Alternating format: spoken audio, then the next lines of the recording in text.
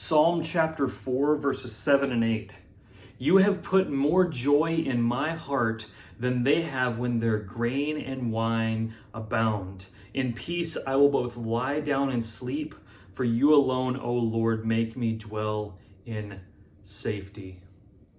I have sleeping problems. I use a CPAP machine. My whole life I have not slept very well, but about a year ago I was diagnosed with a mild case of sleep apnea.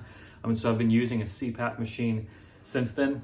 But before I was diagnosed with sleep apnea, I just would have a lot of trouble going to sleep at night. And a lot of times I would be thinking about a lot of things and all the things going on in my life, and I wouldn't be able to sleep because of that. But this psalm just teaches us so much that when you dwell on the things of the world, when you dwell on all the things going on in your life, it will keep you up at night.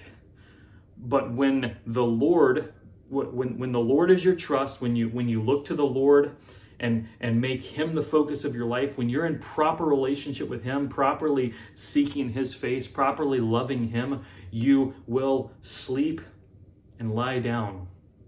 You will lie down and sleep. You will have joy. You will have joy. Along with sleep apnea, I also struggle with anxiety. Many of you know that.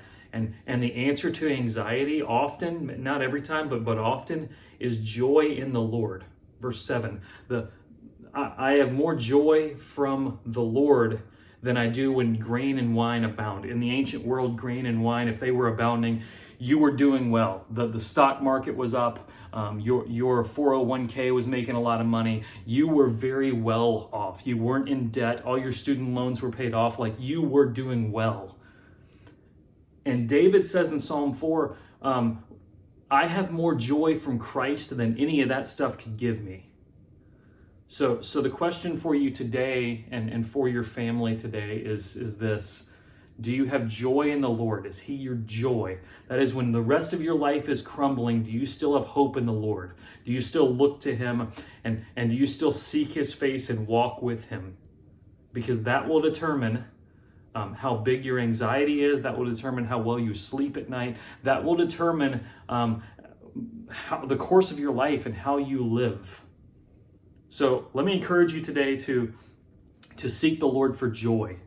You need the joy of the Lord in your life.